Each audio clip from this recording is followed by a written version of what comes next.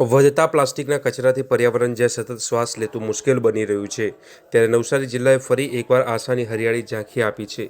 આધુનિક યુગમાં પણ કુદરત સાથે સહઅસ્તિત્વ જાળવવાનો સંદેશ આપતો નવસારી જિલ્લાનો આજે પર્યાવરણ પ્રેમીના જિલ્લો તરીકે ઓળખાઈ રહ્યો છે. અહીં એક યુવાને પ્લાસ્ટિકના કચરાને ફેંકી દેવાની જગ્યાએ તેને જીવંત વૃક્ષોમાં ફેરવીને સાબિત કર્યું છે કે જો વિચાર બદલાય તો કચરો પણ પર્યાવરણ રક્ષાનું સૌથી મજબૂત સાધન બની શકે છે. ત્યારે નવસારી જિલ્લો હંમેશા પર્યાવરણ પ્રત્યે સંવેદનશીલ અને કુદરત પ્રેમી જિલ્લો તરીકે ઓળખાય છે. આધુનિક યુગમાં પણ જ્યાં એક તરફ વિકાસની દોડમાં કુદરત પાછળ રહી જતી જોવા મળે છે, ત્યાં નવસારીના લોકો આજે પણ પર્યાવરણના સંરક્ષણ અને સંવર્ધન માટે સતત પ્રયત્નશીલ બને છે.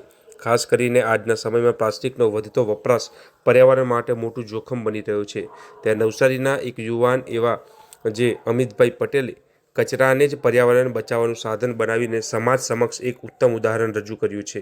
નવસારીના સેવાભાવી અને પર્યાવરણ પ્રેમી એવા અમિતભાઈ પટેલ છેલ્લા ઘણા વર્ષોથી પર્યાવરણ બચાવવાના સંકલ્પ સાથે સતત કાર્ય કરી રહ્યા છે. પોતાની જે સર્વિસ સ્ટેશન છે કારની, ત્યાં રોજબરોજ મોટી સંખ્યામાં ભેગી થતી પ્લાસ્ટિકની બોટલો અને ક્રેન ફેંકી દેવાની જગ્યાએ તેમને સદુપયોગ કરવાનો વિચાર કર્યો છે.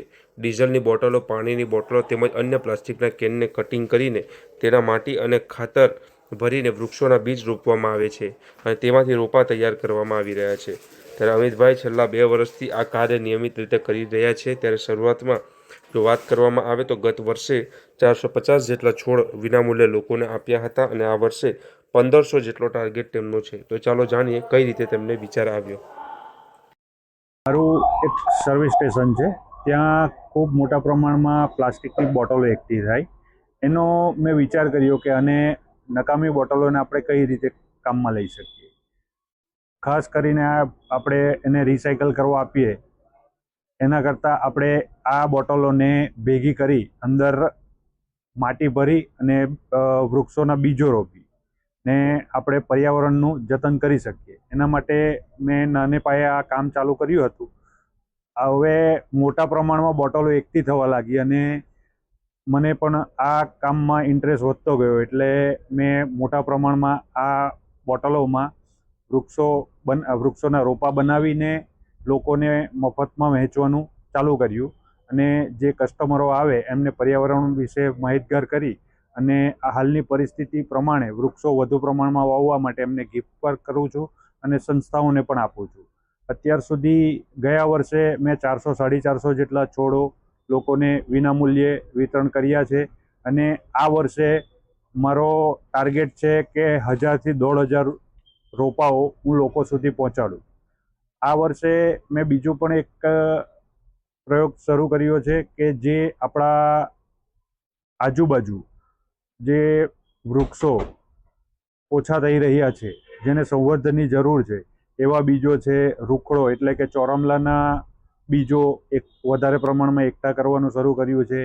કેસુડો, પછી આપણે પબડી, રતાંજલિ અને સિંદૂર જે આપણી આજુબાજુ ખૂબ ઓછા પ્રમાણમાં જોવા મળે છે અને એના આયુર્વેદિક મૂલ્યો ઘણા ઊંચા છે. આવા છોડોનું હું સંવર્ધન કરી અને આજુબાજુ જેટલા મોટા પ્રમાણમાં રોપાય એ મોટા પ્રમાણમાં એટલા હું રોપીશ અને આ વૃક્ષોનું સંવર્ધન કરીશ. આપણી આજુબાજુ કેટલાક એવા વૃક્ષો છે જેનું આયુર્વેદિક મહત્વ ઘણું ઊંચું છે, જેવું કે કેસુડોના ફૂલ જે ખરા એ આપણને શરીર ત્વચાના રોગો માટે ખૂબ જરૂરી છે. આ કેસુડાના ફૂલો નહાવાના પાણી માટે, સાબુ બનાવવા માટે તથા એનું શરબત બનાવીને પીવાથી ઘણા ફાયદાઓ થાય છે. બીજું સિંદૂર, જે સિંદૂર આપણે બજારમાંથી મેળવીએ છીએ એ સિંદૂર આપણને કેમિકલ યુક્ત મળે છે. આ સિંદૂર જે ખરું કુદરતી રીતે પણ આપણે મેળવી શકીએ છીએ. એના બીજોને માંથી સિંદૂર પ્રાપ્ત થાય છે, સિંદૂરના વૃક્ષના. એ બીજોને પણ મેં એકઠા કરીને એના છોડો બનાવ્યા છે. બીજું છે આપણે અરીઠા જે કુદરતી શેમ્પુ કહેવાય. પહેલાંના જમાનામાં વાળ ધોવા માટે અરીઠાનો જ ઉપયોગ થતો હતો અને હમણાં મેં જાતે પણ અરીઠાનો ઉપયોગ કરવાનું શરૂ કર્યું છે અને અરીઠાના છોડ મોટા પ્રમાણમાં બનાવીને લોકોને વિતરણ કરીશ અને એનું મહત્ત્વ સમજાવીશ. ઘણા વૃક્ષોનું આપણે મહત્ત્વ જાણી અને એને ઉછેર કરીશું તો ઘણી બધી રોગો અને ઘણા બધા ઉપયોગ આપણે એનાથી કરી શકીશું.